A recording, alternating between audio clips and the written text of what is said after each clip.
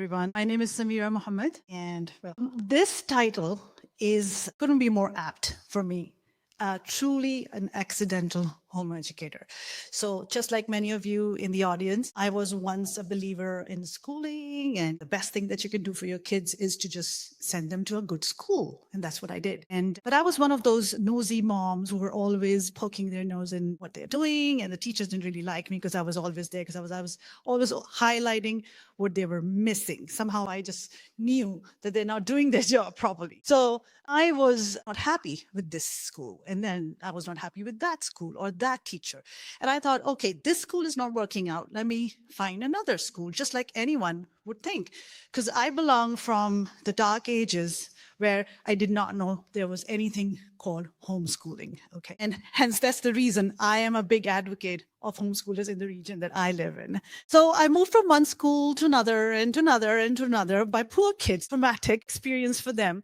Some of the schools had entrance exams and we were preparing them for those exams. And it was pretty dreadful, that whole process. But I was so concerned. I said, I don't want my kids to be growing up into these other teenagers that I'm looking into right now who go to these brilliant schools. And regardless of the social class, at that time, my kids were like 8 or 9. Regardless of any social class I looked at, they were behaving rudely, not interested. I remember I asked somebody who was in IGCSE and I said, what do you want to do after you finish your exams? I don't know. And I was like, how can they be so aimless and they have no projection, they have no passion, yet they're going to this amazing, beautiful campus, all the amenities which you would just fall for, a basketball court and all those things. And they're speaking like this. So I said, my kids, there has to be something. There has to be something out there. And it's not the schools. So I've already tried out the best schools. So just took a giant leap of faith, had no idea about homeschooling, prayed to God. And I'm so glad that I found a bunch of moms in Abu Dhabi, just next door, homeschooling. I said, what is it? What do you do? And how do you do it? And I had 1 million questions. Anyway, started to homeschool my kids. And like my friends shared their experience, we went through a whole process of deschooling them because of all the negative experience that they had in school.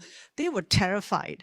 So they had a mathophobia, if that thing exists somewhere. I had to literally throw all the math books out and said, all right, we're not doing any of that. We'll just go back to basic. We'll just do subtraction, addition, multiplication, division. And they were doing math, not realizing they're doing math because it was not coming out from those dreadful books and even more deadlier teachers. So anyway, so what I actually realized is that I wasn't really against any particular schools, but it was just the schooling that was not working for me. And we quickly embraced this new life. And my kids, although they were 8 and 9 at the time, I made them sit down and talk about it. And guys, are you in or not? Well, let's just try it for a year. Okay. What's the worst that can happen? Next year, you can go back to the same grade because we won't have the transcript. And they're lovely. And you'll be, if you want to see how they turned out, you can listen to them tomorrow in the family track. But my older 2 kids will be speaking. My younger 2 never saw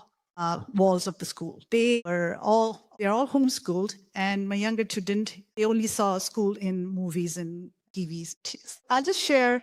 This is our beautiful family. And so there were challenges. There were many challenges. I would not say some were side effects of sending them to school. Some were natural. I do want to add on to this accidental homeschooler. I was actually an accidental nutritionist, an accidental psychologist, because I self-diagnosed my son's autism and my daughter food allergies and all those things because I was able to spend time with them. Anyway, so they started with homeschooling, and this was something that we divided the principles into. Because I wanted them to be well-rounded. I didn't want them to turn out to be those kids that I saw growing up into. We started with a very simple, eclectic curriculum and just kept building on it. Every child, all my 4 children were different. They didn't make any of my day easier. In fact, even the older 2 who were just exactly the same age, even their interests were different. So I was actually teaching 4 different kids with 4 different levels of interest. But my theory was very simple. I was working with their strengths and I tried to fuel their strengths and then just dealt with the weaknesses, not focusing on the weaknesses because all of them had their own share of weaknesses, just like all of us have. And that just worked great because my son, who was bullied in school when he was in school, hated math, and thought that maybe he's no good, he eventually became champion in history competitions because that was his passion and he never expressed. But we could do all those things when he was homeschooled.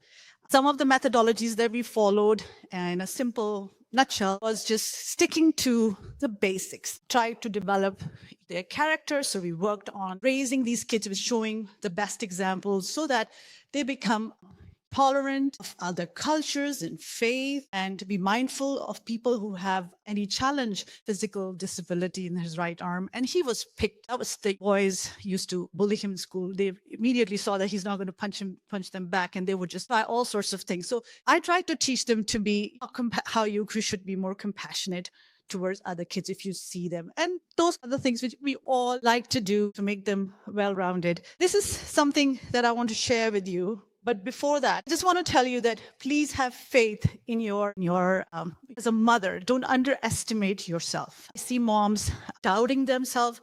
And just like my good friend over here shared that when you gave birth to them, you taught them how to walk, taught them how to talk, then you can do this. Don't underestimate yourself. God has given you this responsibility of these kids. He's not giving you responsibility for the whole country, but these 2, 4, 6 kids of yours are your responsibility. You have the manual for these kids. No one else does. Even your sister cannot be that same person as you are. So trust in your ability and have your superpowers. I'm going to play this and you can see how all my 4 kids just flourished through this journey of homeschooling. Okay, there's supposed to be sound, but anyway, then I can keep talking. Oh, that's my son winning the History BN Bowl. He played in European competition, Asian competition after qualifying from the region that I live in. My daughter is passionate. She was very shy, turned out to be a great speaker. You will be listening to her tomorrow and you can decide for yourself. These are 2 younger boys turned out to be really amazing when it comes to Lego building and hands-on projects because they learned school completely out of the box. Not that I designed that for them, but I worked on what they wanted to do. I was just providing what they liked doing. So it was purely personalized learning. And there now that my youngest is in grade 10 and my second youngest will be graduating high school. So these and there are hundreds and hundreds of success stories that you can hear. This is just a few which you have, but I would say lastly that just trust in yourself and jump in and do whatever it takes for your children. Thank you very much.